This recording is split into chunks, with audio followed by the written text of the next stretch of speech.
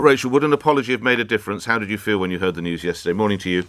Morning. I think it's absolutely disgusting. It's ridiculous. I mean, he was suspended for bringing the party into disrepute, and he's 100% brought the party into disrepute, obviously with that comment that he made just after the findings from the EHRC. But in general, his anti-Semitism, I'm aware, as you mentioned, it's been fast-tracked through when there's some cases that you just taken months, over a year.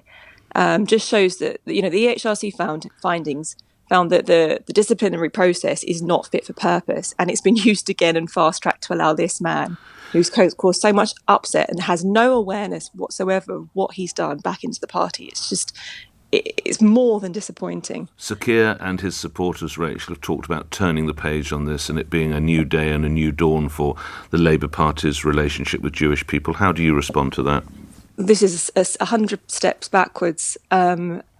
I mean, it's just beyond a joke. I mean, his comments said that the problems with the problems were greatly overstated by political opponents. That's a huge dog whistle to his army of supporters online who spend their time harassing and defaming Jews. And what it's done, it sent the message that you can say that it's that the messages about anti-Semitism, they're lies, they're smears. Who's mostly doing that? It's Jewish people. So it sends a message that Jewish people are lying and smearing for political purposes. I mean, for example, on Sunday, I mean, this is so personal now, it's ridiculous. On Sunday, I went on Family Fortunes.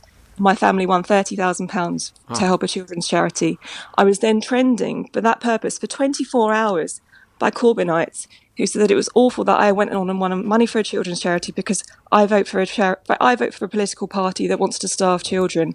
First of all, I posted my ballot that showed I voted for Chuka and Munna, who's former Labour man who joined the Lib Dems. I mean, never mind, you can vote for who you want. It's childish to say people who vote for the Tories want children to starve. But because of these dog whistles, Jews have been harassed now for 5 years plus because they've been forced to speak out so strongly against this because the Labour Party, what the EHRC specifically said, the Labour Party chose not to deal with those allegations. It's not that there was a failing. They had processes to deal with sexual harassment complaints. They had processes for other forms of complaints. Under Jeremy Corbyn's leadership, the complaints about anti-Semitism skyrocketed and they chose not to deal with them. And what that did was embolden these people to abuse Jews. And even this morning, the person who's taking most flack online is Margaret Hodge.